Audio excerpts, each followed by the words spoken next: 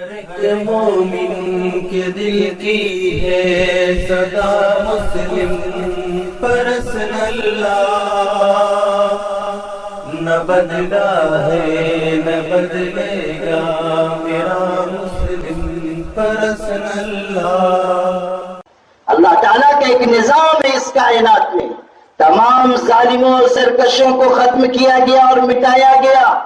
فرعون کے دور میں مسلمان کتنے کمزور تھے، کتنے مظلوم تھے، کتنے پریشان حال تھے، نماز پر پابندی، عبادات پر پابندی، جینے تک کا موقع نہیں دیا جا رہا تھا۔ یقتلون ابناءکم ویستحیون نساءکم، اب لڑکوں کا قتل عام ہو رہا ہے، عورتوں کو زندہ رکھا جاتا ہے، کمزوروں کو مزید دبایا جا رہا ہے، اور سرکش لوگ سرکشی میں آگے بڑھ رہے ہیں۔ لیکن جب اللہ تعالیٰ کا حکم آیا تو فرعون بھی مٹایا گیا، اور نمرود بھی مٹایا گیا، اور شداد بھی مٹایا گیا۔ آج کہیں نام و نشان بھی موجود نہیں قوم عاد کا، قوم سمود کا۔ جگر نے کہا تھا جا غور غریباں پہ نظر ڈال بعبرت، کھل جائے گی تجھ پر تیری دنیا کی حقیقت، عبرت کے لیے ڈھونڈ کسی شاہ کی تربت، پوچھ کہاں ہے وہ تیری شان حکومت، کل تک جو بھرا تھا وہ غرور آج کہاں ہے، بولے کاسے سر تیرا تاج کہاں ہے۔ تو آج جو ظلم کے راستے پر چل رہے ہیں وہ سمجھ لیں کہ یہ راستہ تباہی اور بربادی کا راستہ ہے، اور مسلمان بھی مایوسی کا شکار نہ ہو، ہمت نہ ہارے، حوصلہ نہ ہارے۔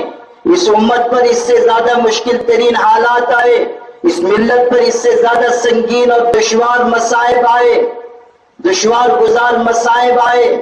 حالات اس سے زیادہ بدتر رہ چکے، لیکن ایمان والے اپنی جگہ مستحکم رہے۔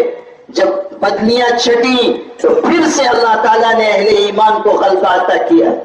آپ کو یاد کر لینا چاہیے کہ روس پر ایک وقت ایسا آیا کہ جب وہاں کمیونسٹوں کی حکومت ہوئی، لاطین لوگ آگے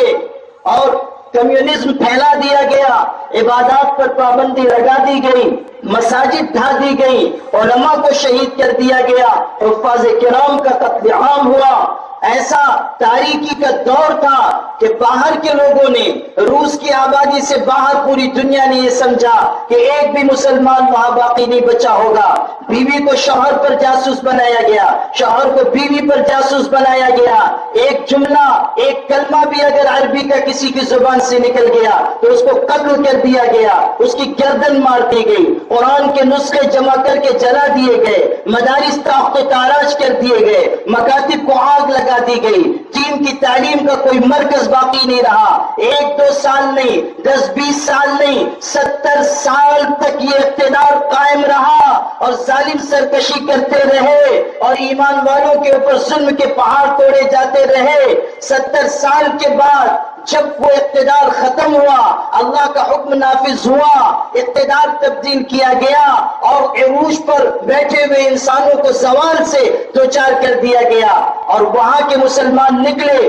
دنیا کے مختلف خطوں میں گئے، تو لوگ حیران رہ گئے کہ جہاں کے بارے میں یہ تصور تھا کہ شاید اب وہاں کوئی کلمہ جاننے والا بھی نہیں ہوگا، شاید وہاں کوئی ثنا پڑھنے والا نہیں ہوگا، شاید وہاں کوئی اتحیات یاد رکھنے والا بھی نہیں ہوگا، شاید وہاں کوئی نماز کا پورا طریقہ جاننے والا بھی نہیں ہوگا۔ اس علاقے کے مسلمانوں میں بہترین علماء، بہترین حفاظ، بہترین داعیان دین دنیا کے لوگوں نے دیکھے۔ دنیا حیران رہ گئی کہ ہم سے بہتر قرآن پڑھنے والے ان کے پاس ہیں، ہم سے بہتر مسائل کا علم رکھنے والے علماء ان کے پاس ہیں، ہم سے بہتر مسائل کی باریکیوں کو جاننے والے فقیہ اور مفتی ان کے پاس ہیں۔ پوچھا گیا کہ 70 سال تک مدارس پر پابندی رہی، قرآن کا ایک نسخہ بھی باقی نہیں رکھا گیا، ایسے شدید ترین مسائل سے آپ لوگوں کو دوچار کر دیا گیا، کیسے آپ لوگ باقی رہے دین پر، کیسے باقی رہے آپ ایمان پر، کیسے آپ نے حافظ تیار کیے،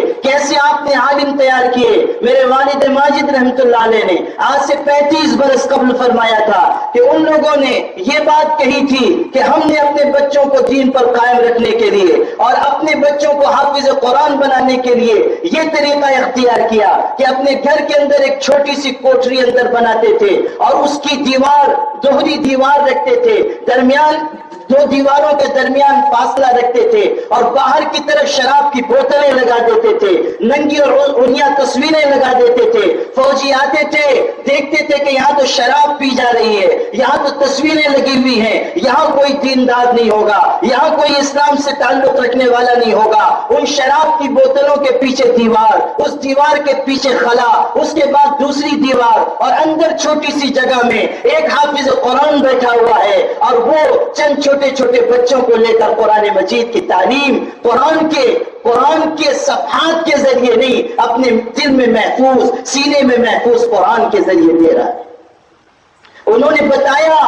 और ये सुनकर हमारे मुल्क के उलमा शश्तर और हैरान रह गए कि हमने ये तरीका इख्तियार किया तालीम का कि तहज्जुद के वक्त एक फर्जी जनाजा बनाकर हम निकलते थे, कब्रिस्तान जाते थे और वहां कब्र में हम अपने चंद बच्चों को उतार देते थे, एक हाफिज कुरान को या आलिम को उतार देते थे। वो मोमबत्ती जलाकर हमारे बच्चों को दीन की तालीम देता था। ऊपर से हम तख्ते लगा देते थे, कोई फौजी सिपाही आने लगता तो हम मिट्टी अपनी मुट्ठी में भर भर के डालने लगते, गोया कि हम मुर्दे की तदफीन कर रहे हैं, और अंदर कुरान की और हदीस की तालीम दी जाती।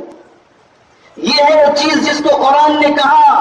युरीदून लियुत्फिऊ नूरल्लाहि बिअफ़वाहिहिम वल्लाहु मुतिम्मु नूरिही वलौ करिहल काफिरून। ये लोग ये चाहते हैं, ये काफिर, ये मुशरिक ये चाहते हैं कि अल्लाह ताला के नूर को बुझा दें,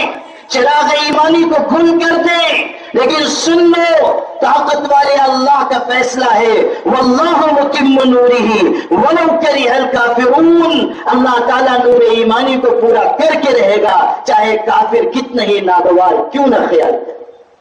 हर एक मोमिन के दिल की है सदा मुस्लिम पर्सनल्लाह, न बदला है न बदलेगा